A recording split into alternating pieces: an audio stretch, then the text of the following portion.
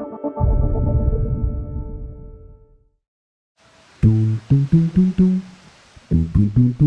is Abdul-Malik. We are here in Cuba. This is the first time we've been here in Cuba. This is Santa Maria Beach. We have a lot of stuff to show you about our adventure in Cuba. Stay tuned, inshallah.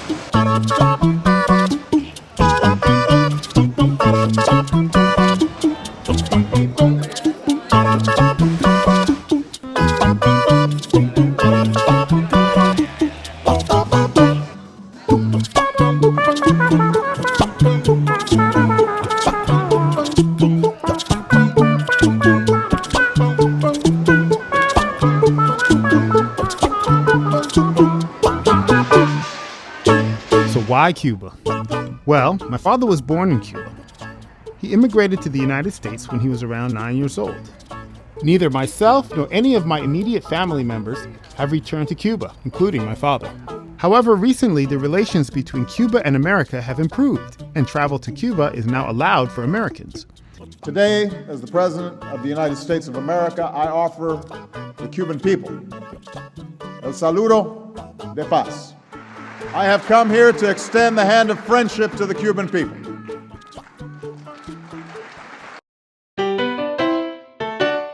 My wife Rihla found really good tickets to Cuba through American Airlines. So myself, my wife, and my daughter Sakina decided to seize the opportunity before prices increase and American tourists start flooding to Cuba.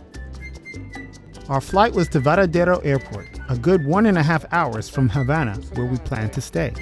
After we landed in Cuba, our first task was to get a cab to Havana. We figured we would end up paying steep taxi prices as tourists, and it ended up being about 90 pesos. The money in Cuba is interesting. They have two currencies, one for Cubans and one for foreigners. Rihla found out that the best conversion rate was through British pounds, so we converted our American money to British pounds in Miami.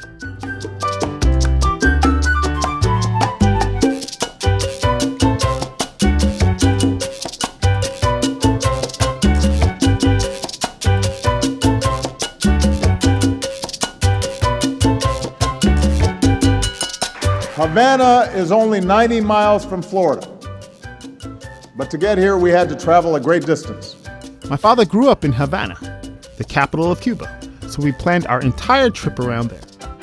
After researching information about Havana, we found out there was actually a masjid and cultural center called Casa De Los Ereb in Old Havana, or La Habana Vieja.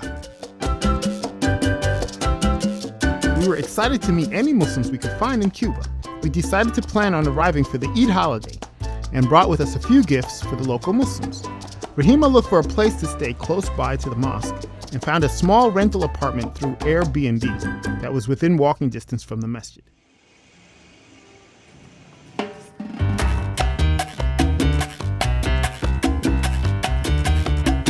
Our adventure began immediately when we arrived in Havana.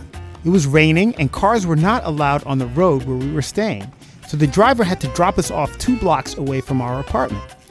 As I was hurrying to get the luggage out of the rain, my wallet must have moved up from my pocket. Whether it fell out or someone pulled it out from my pocket, we're not sure. But I realized about a minute later, and it was nowhere to be found. So when we got out of the cab and I paid the guy, something happened where either the wallet came out of my pocket or somebody took it out of my pocket. I'm not sure what happened, but right now I don't have any money. I lost my wallet. So I'm kind of bummed about that, but of course Allah is the best of planners, and alhamdulillah I still have my passport, and Rihla has some cash too. But like we say, Allah is the best of planners, and we keep moving on. Not the best first day of Cuba that I had planned. Inshallah, we will move forward and Alhamdulillah, we split up some of the money, and Rihla still had some money and her ATM cards. Although we knew American credit cards weren't accepted by businesses, we figured we could find an ATM somewhere in Havana and get more cash later for the trip. We settled into our apartment. The place was small but perfect for the 3 of us. We got a great deal on this apartment at about $150 for 5 nights. The place had a living room, bedroom, kitchen, and bathroom, and most importantly, AC. It was also close to a hotel with Wi-Fi access for $4.50 per hour. Our first stop was to the masjid to meet the Muslim community. We knew about Casa De Los Ereb, a small cultural center dedicated to Arab history and culture. It has exhibits featuring artwork, historical furniture, model ships, and 2 peacocks. But to our surprise, we found a beautiful masjid and community center on the other side of the street called Masjid Abdullah.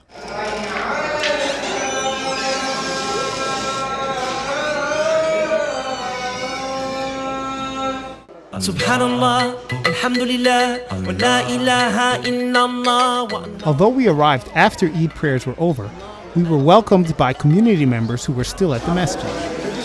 Can you say the name again for the... Masa Real. Huh? Masa Real. Masarial. Masa Okay. Subhanallah, alhamdulillah, wa la ilaha illallah, wa Allahu akbar. According to the members of the community, there are about 800 Muslims in Havana and about 2,500 in Cuba. Assalamu alaikum, this is Abdul-Malik here. I'm with Akil. brother Akil. So nice to come to that. Eid Mubarak. Eid Mubarak. Eid Mubarak, that's right. Yes. So how old is this masjid? This masjid they have 2 years. 2 years. 2 years. Okay. It was founded in 2014. And how many Muslims come? I saw the pictures. Like, there's a good number of Muslims here. Alhamdulillah, alhamdulillah. In this kind of celebration, Eid al-Ramadan, Yeah. Eid al-Adha, more around, we can find around 500 here. 500 Here. Okay. Fully loaded. Between Cubans converted and students from abroad who came to attend to the Eid. Part of the tradition of Eid al-Adha is to distribute fresh meat. The leaders of the masjid had just returned from preparing the meat and began to hand it out to the community. Zam zam.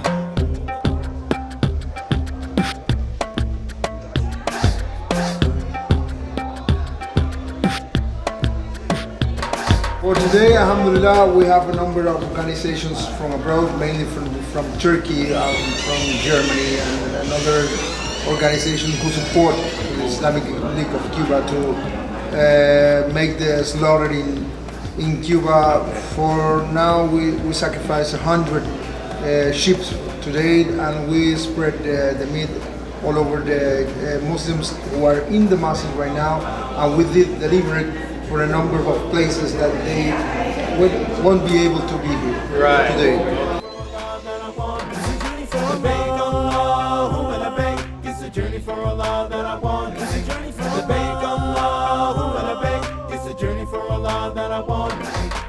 We really didn't expect the community here to be so large. We definitely didn't bring enough gifts.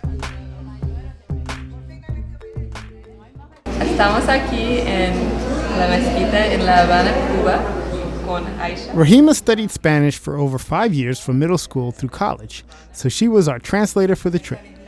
She immediately connected with several of the sisters in the community, including Sister Aisha Cuba. The sisters call her profesora because she speaks multiple languages and has studied Islam around the world, including in Turkey, Saudi Arabia, and through the Rihla program. So I want to know a little bit about the Muslims in Cuba. What is the history? Has Islam just a new thing, or is there a long history of Muslims in Cuba?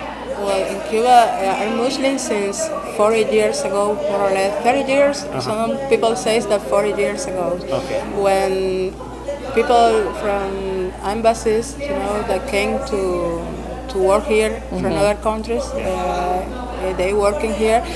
They was teaching about Islam to people that work in embassies, and after that to other people around their house. After that, Cubans create here in their homes. Yeah. Create centers to study Islam. They perform khutbah, salah every Friday there in their homes. Yeah. So it was easy to transmit knowledge about Islam to other person, but only locally. That was our story until 2 years ago that we have this place. It's like a mosque. It's not a mosque exactly, but it's like a mosque that Yeah. came here to pray Fridays, khutbahs. We perform here it Ramadans, Tarawih, Salas. We can teach here about Islam. We have here like center, Islamic center here. Subhanallah. Ya Allah. Allahu Akbar.